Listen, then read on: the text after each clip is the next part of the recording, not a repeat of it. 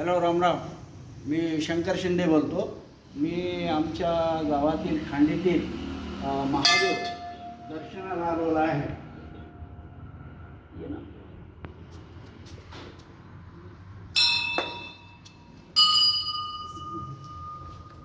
हे महादेव बिंद म्हणजे दुसरे केदारनाथ म्हणायला हरकत नाही, कारण का हे स्वयंभू महादेव.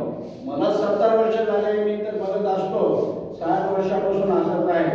पण हे जवळजवळ 300 ते 400 वर्षाच्या पासून पूर्वीचं आहे म्हणतात. ही संभव आहे की ॲक्च्युली स्वयंभू मूर्ती आहे. आणि हे आता बार्शीला इथं फार मोठी यात्रा भरते आणि आमच्या गावातले उस्माननगरचे आणि खेड्यापाड्यातले लोक इथे येतात, दर्शन घेतात. आणि जाज्वल्य असल्यामुळे हे नवसाला महादेव पावणार आहे. तुम्हाला सांगायचं म्हणजे हे केदार आहे.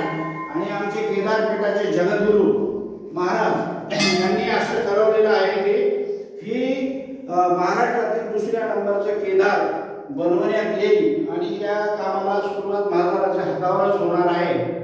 आणि हे 4-2 वर्षामध्ये हे दुसरं केदारपीठ 2 नंबरचे इथं होईल. तरी तुम्ही एक वेळेस येऊन या, महादेवाचं दर्शन घ्या आणि स्वयंभू मूर्ती तुम्ही पाहून घ्या. मग तुम्हाला समजेल की खरोखरच कडे शिराढोणच्या खांडीमध्ये स्वयंभू महादेव आहे. हे पाहिल्याशिवाय समजणार नाही. नमस्कार.